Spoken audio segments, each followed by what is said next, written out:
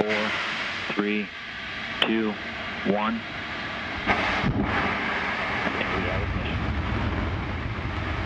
And we have liftoff of Antares, the Orb 3 mission, delivering Cygnus on its third CRS mission to the ISS. Got main engines at 108%. Avionics power nominal.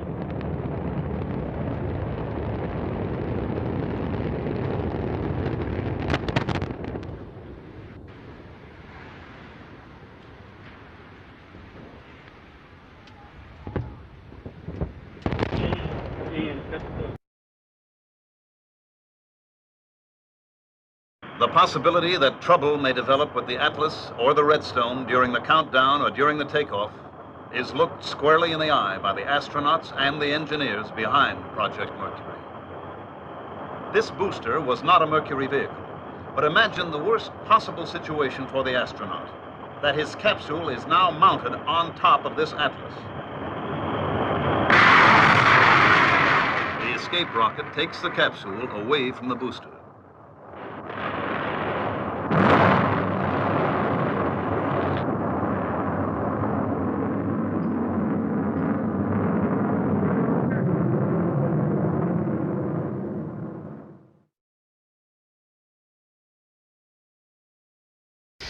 Neuf, 8, 7, 6, 5, 4, 3, 2, unité, feu. Allumage.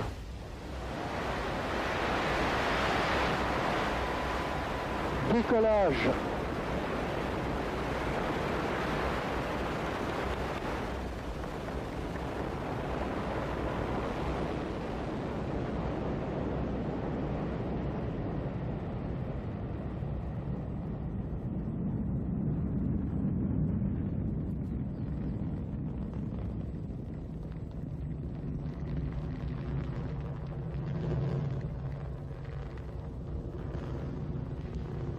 Tous les paramètres propulsifs sont normaux et la trajectoire est normale. 37 seconds into the launch, the onboard computers decided 501 was 90 degrees off course.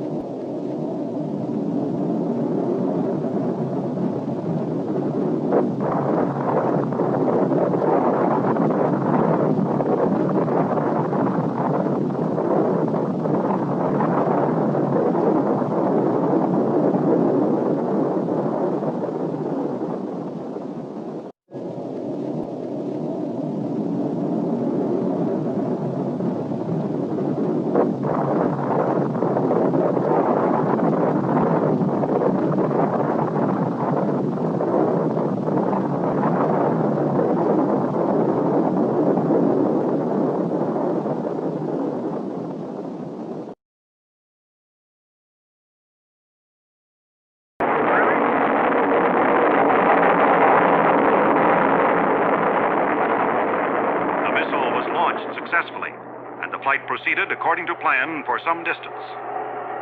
During this time, the missile was stable in pitch, yaw, and roll.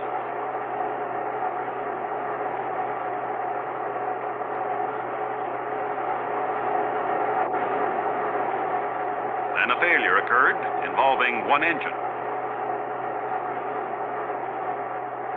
And shortly thereafter, another engine also lost power. It was therefore necessary for the range safety officer to destroy the missile by remote control.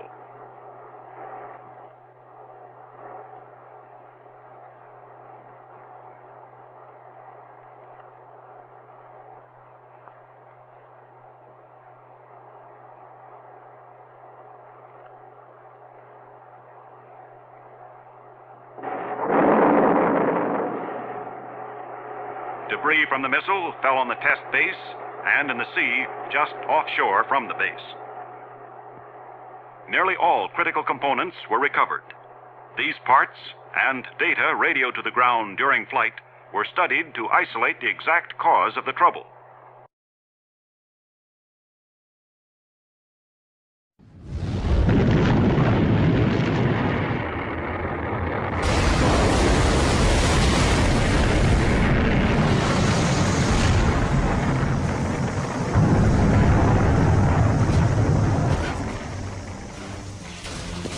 1 in 5 Titan rockets fail. Tough odds if you're a rocket man.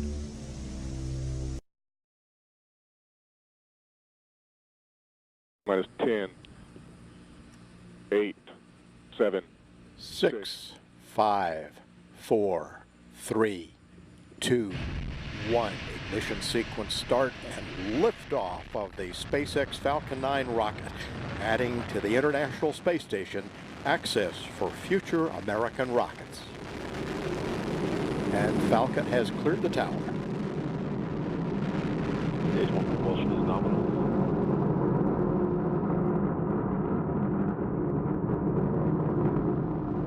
Vehicles programming downrange.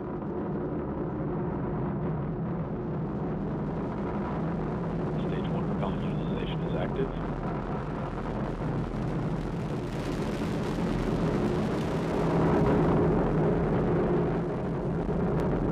Power and telemetry nominal.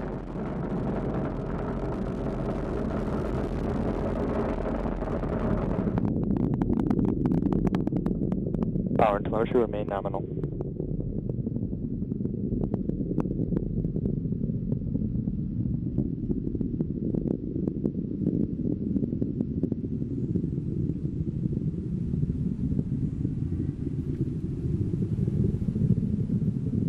Impact chill has begun. T plus 2 minutes. Altitude 32 kilometers. Speed 1 kilometer per second. Downrange distance 13 kilometers.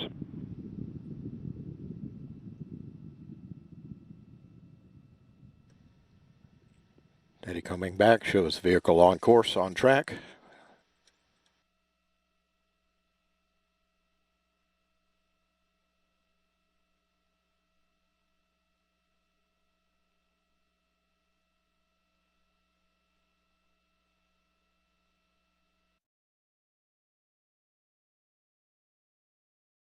After nearly a year's delay posed by its liquid hydrogen fuel, the mighty Centaur is on its pad at Cape Canaveral for a maiden flight. It is to be boosted into space by an Atlas for a 15-minute flight, a flight scheduled to study the performance of the temperamental hydrogen fuel. The Centaur is designed to put a payload of more than a ton on the moon or 1,000 pounds in the vicinity of Mars or Venus. The first few seconds of the shoot go without incident. The Centaur climbs to 30,000 feet, then malfunction.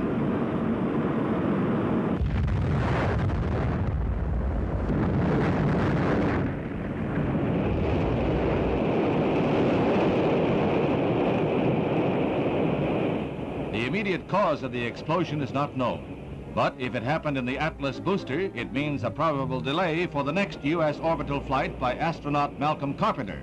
Long-lens cameras capture pieces of the wrecked missile falling into the sea, falling like a wounded bird. However, in the race for space, scientists find progress in every failure.